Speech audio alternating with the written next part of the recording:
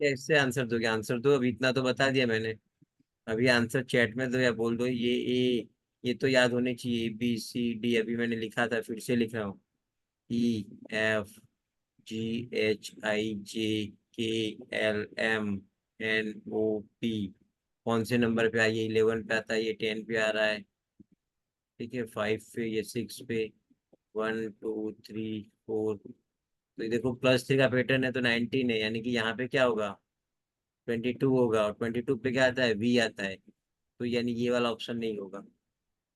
फिर यहाँ पे डब्लू है। डब्लू है यानी कि 23 है। 23 में 3 को ऐड करोगे तो 26। 26 पे क्या आता है? जेड आता है। यानी कि ये वाला आंसर नहीं होगा।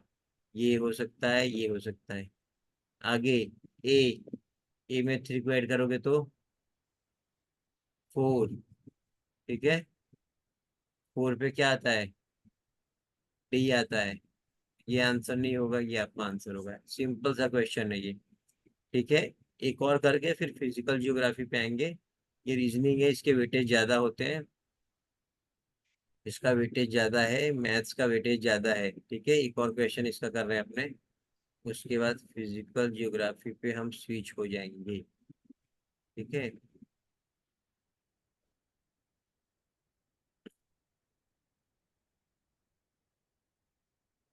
चलो, एक और क्वेश्चन है। इसका आंसर जय देंगे। पहले जय।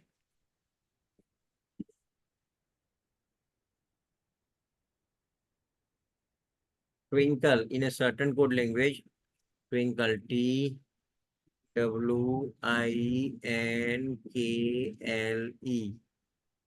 Twinkle in a certain code language, twinkle is written as SVHOJKD। JKD। ठीक है।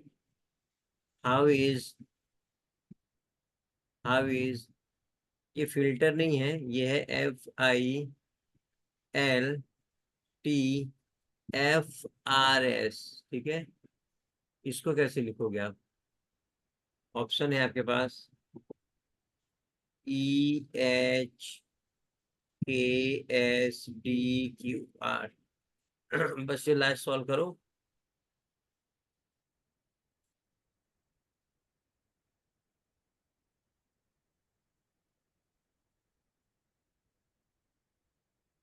उसके बाद नेक्स्ट है आपके पास EHKUKUDQR।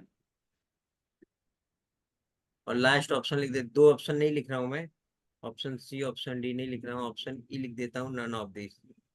नन ऑफ दिस यानी इसमें से कोई भी नहीं। चलो, देगा कोई आंसर?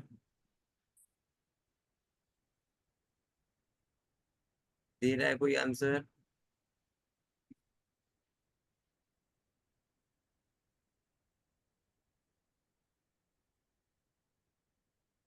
वो आंसर कौन देगा? कोडिंग डिकोडिंग पढ़ाया गया है?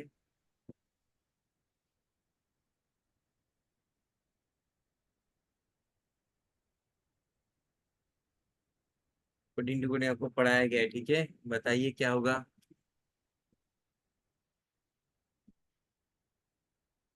ई होगा सर से। क्या होगा?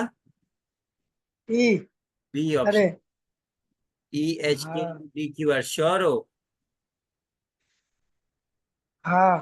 देखो, मैं नंबरिंग कर रहा हूँ। ये कर दिया मैंने 20। ये कर दिया 23। ये कर दिया 9। ये हो गया 14। ये 11, ये 12 और ये 5। ये नंबर याद होने चाहिए। ये 19। ओके। ये 22। ये 8। 15। 10। 11 एंड 4। देखो 20 से 19 हुआ, यानी कि -1 हुआ। -1 हुआ, एक कम हुआ, तो -1 हुआ। ठीक है। हम्म। फिर उसके बाद आप देखोगे तो 23 से 22 हुआ। 23 से 22 हो गया, यानी फिर से एक माइनस कम हुआ। फिर 9 से 8 हो गया, -1 हुआ। 14 से 15 हुआ, +1 हुआ, यानी ये मिडल में +1 हो रहा है, ये वाला, ये जो पोर्शन है ये +1 हो रहा है, ठीक है, ये पैटर्न है।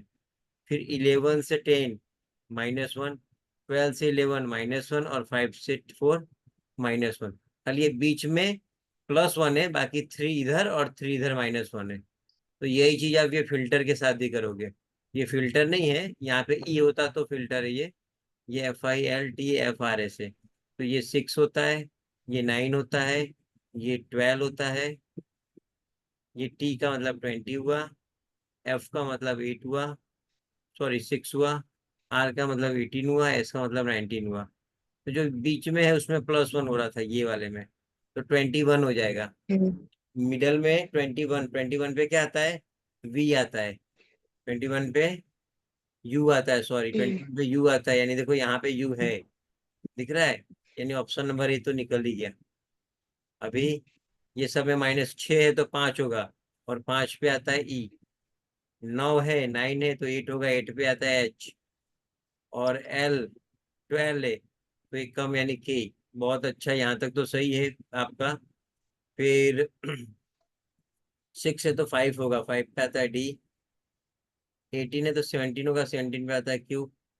19 है तो 18 होगा, 18 पे आता है आर। वेरी गुड, बहुत अच्छा आंसर है।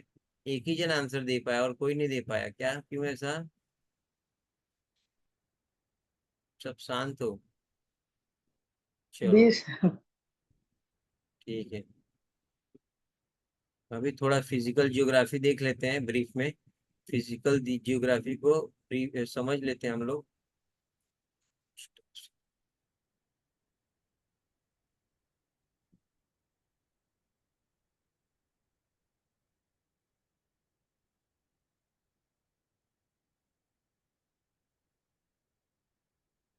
फिजिकल जियोग्राफी ब्रीफ में समझते हैं, ये बहुत बड़ा जियोग्राफी है। हम अभी थोड़ा बेसिक चीजें समझ लेते हैं इसका, फिर इसके बारे में देखेंगे एग्जाम में कैसे क्वेश्चन आते हैं, वो देखेंगे, बुक्स में आपको किस तरह तैयारी करना है। इंट्रोडक्शन टू फिजिकल जियोग्राफी, ठीक है।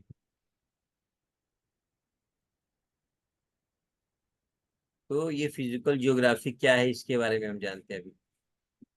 Physical geography is the study of natural, एक सेकेंड चालू रखना। Physical geography is the study of natural feature and phenomena, घटना ऑफ द अर्थ सरफेस। भौतिक भूगोल पृथ्वी की सतह की प्राकृतिक विशेषताओं और घटनाओं का अध्ययन है। ये हमने डिफाइन किया इसको खाली। इसमें भू आकृतियों, जलवायु, पारिस्थितिक तंत्र और मानव और पर्यावरण के बीच परस्पर क्रिया की जांच शामिल होती है, ठीक है। लैंड फॉर्म्स, क्लाइमेट्स जो अभी चेंज होते हैं, कभी ठंडी गर्मी, वो ecosystem, and the interaction between human and the environment, उसके बारे में हमको इसमें डिटेल में जानना है। बहुत चीज है फिजिकल में, लेकिन आपको बुकलेट जो मिलेगा उसमें MCQ टाइप का होगा, ऑब्जेक्टिव टाइप का होगा, आपको याद कर लेना है। चलो,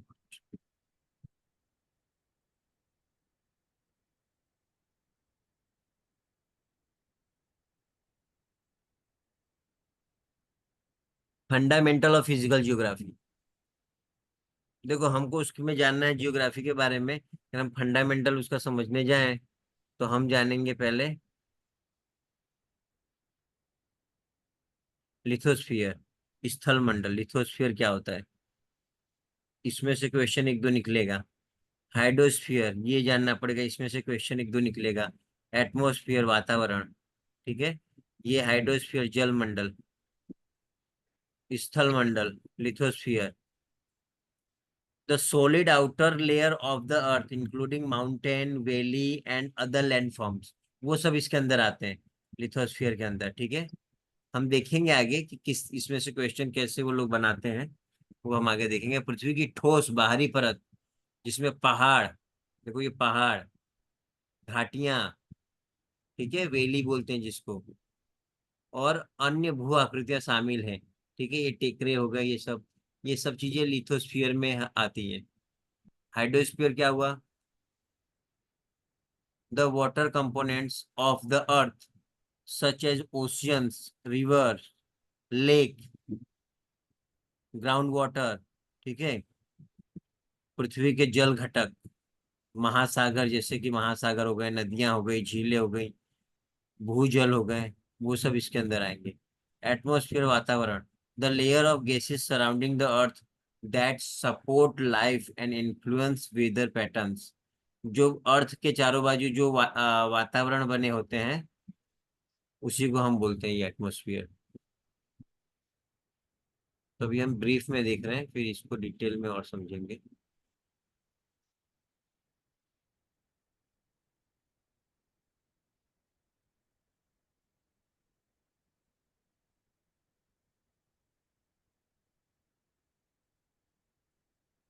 लैंड फॉर्म एंड टोपोग्राफी।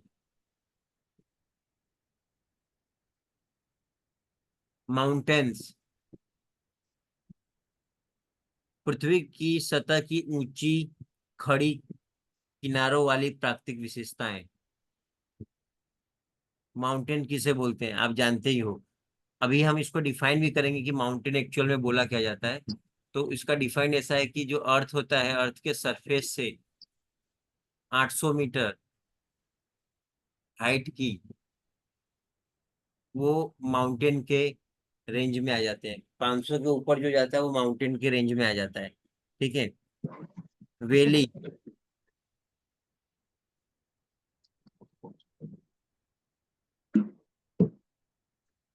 भूमि के वो भाग होते हैं जो नदियां या ग्लेशियरों द्वारा बनाए जाते हैं। ग्लेशियरों यानी वो बर्फ वाले जो होते हैं एरिया, उनके द्वारा बनाए जाते हैं।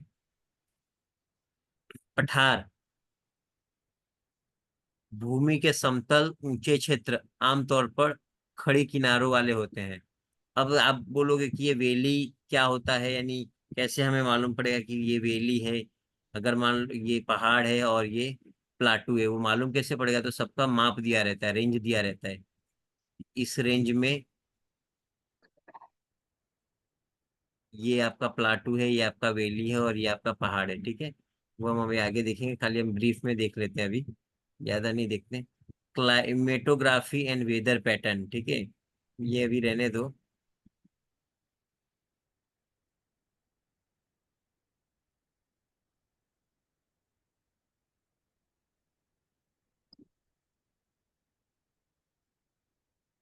हम बायोग्राफी और इकोसिस्टम के बारे में हमको डिटेल में अभी जानना है, ठीक है। आज नहीं, नेक्स्ट टाइम में हम इसके बारे में जानेंगे, बायोग्राफी क्या है, इकोसिस्टम क्या है। बायोम्स को देख लेते हैं। जलवायु और प्रमुख वनस्पति द्वारा परिभाषित बड़े विशिष्ट जैविक समुदाय। Large distinct biological communities defined by climate and dominant vegetation. Vegetation यानी अपना वही वनस्पतियां। Ecosystem, the complex of living organism, their physical environment and their interaction, जिसको हम पारिस्थितिक तंत्र बोलते हैं। जीवित जीवों का परिसर, जीवित जीवों का परिसर, उनका भौतिक वातावरण और उनकी अंतःक्रियाएं। बायोडायवर्सिटी, ये डिटेल में जानना है कैसे कैसे प्रश्न इसमें से आते हैं। सारे मैंने बना के रखे हैं अभी तक के जो पूछे गए हैं प्रश्न, इनके अंदर से जितने प्रश्न आए हैं वो हम देखेंगे अब। The variety of living, the variety of living species and there genetic diversity with in an environment, जिसे जैव विविधता कहेंगे। पर्यावरण के भीतर जीवित प्रजातियों की विविधता और उनकी आनुवांशिक विविधता। और लास्ट में देखना है हमको कंजर्वेशन, प्राकृतिक पर्यावरण और उसके संसाधनों की सुरक्षा हम कैसे करेंगे, वो हमको समझना है।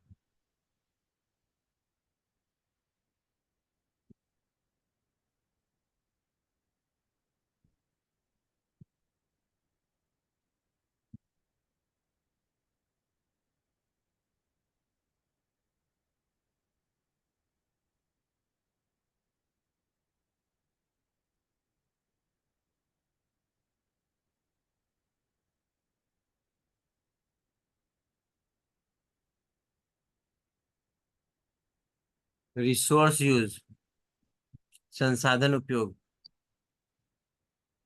The extraction and utilization of natural resource by human societies, मानव समाज द्वारा प्राकृतिक संसाधनों का निष्करण और उपयोग। पर्यावरणीय प्रभाव, प्राकृतिक दुनिया पर मानवीय गतिविधियों के प्रभाव जैसे प्रदूषण और आवास विनाश। स्थायित्व, भविष्य से समझौता किए बिना वर्तमान आवश्यकताओं को पूरा करने के लिए संसाधनों का जिम्मेदार प्रबंधन। देखिए ये आउटलाइन है, इसमें ज्यादा क्वेश्चन नहीं बनते। जो हम नेक्स्ट चैप्टर शुरू करेंगे फिजिकल ज्योग्राफी, जिसमें लॉन्गिट्यूड लैटिट्यूड ये सब आएगा, उसमें से बहुत सारे क्वेश्चन बनते हैं। ये खाली ब्रीफ है इसका, इसमें से कोई क्वेश्चन बनता नहीं है ज्यादातर। कंक्लूजन एंड की देखने जाएंगे तो भौतिक भूगोल पृथ्वी की परस्पर जुड़ी प्रणालियों का एक व्यापक दृष्टिकोण प्रदान करता है। भौतिक भूगोल जो होता है वो पृथ्वी की परस्पर जुड़ी प्रणालियों का एक व्यापक दृष्टिकोण प्रदान करता है हमें। भौगोलिक ज्ञान को लागू करने से अधिक स्थायी मानव पर्यावरण अंतःक्रियाएं हो सकती हैं।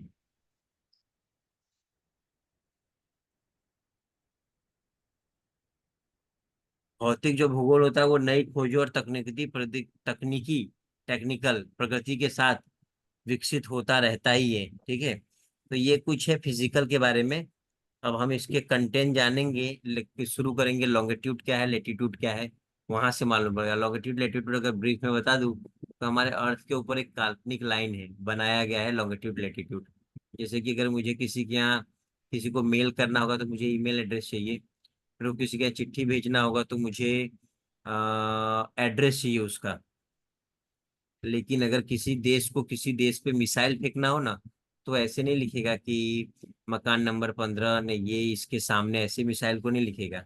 मिसाइल को सिर्फ मालूम पड़ता है तो लॉन्गिट्यूड और लैटिट्यूड, कौन सा देश किस लॉन्गिट्यूड और लैटिट्यूड के बारे में आया हुआ है। तो ये सब चीजें इसमें बहुत सारा है, ये सब चीज जानेंगे जिसमें से क्वेश्चन बल्क में बनेंगे। ठीक है, तो ये चीज रहा। अभी HW में आपका है कि जो लेटर है कोडिंग टू कोडिंग, अभी तो फिजिकल ज्योग्राफी में कुछ नहीं दे रहा हूँ, ये कुछ हुआ ही नहीं है अभी तो। रीजनिंग में मैं दे रहा हूँ कि कोडिंग डिकोडिंग आपको जो नंबर है कौन से लेटर पे एग्जिस्ट करता है वो आपको अच्छी तरह याद करना है। मैथ्स में 1 to 30 स्क्वायर, क्यूब 1 to 20, इतना करना है। ठीक है, आपको इतना मालूम पड़ेगा कि हाँ फिजिकल ज्योग्राफी कुछ होता है। ठीक है, पर्वत पहाड़ नदियाँ, ठीक है, ये सब फिजिकल ज्योग्राफी में आते हैं। ठीक है, जलवायु, जो ठंडी होता है गर्मी होता है, ये सब फिजिकल ज्योग्राफी में होता है। इतना आपको थोड़ा बहुत मालूम पड़ा है। क्वेश्चन कैसे आएंगे वो नेक्स्ट हम लोग देखेंगे। ठीक है, कल हो सके तो ऑफलाइन क्लास होगा, मैं मैसेज करूंगा आपको। ठीक है, चलिए आज का क्लास खत्म करते हैं। ठीक है, होमवर्क आप लोग करते रहना और करना ही है कंपलसरी। ठीक है, जो भी आपको टास्क दिया गया है वो करते रहना है। ठीक है, सेशन को मैं खत्म कर रहा हूँ। किसी को कुछ बोलना है तो चैट में लिख दो।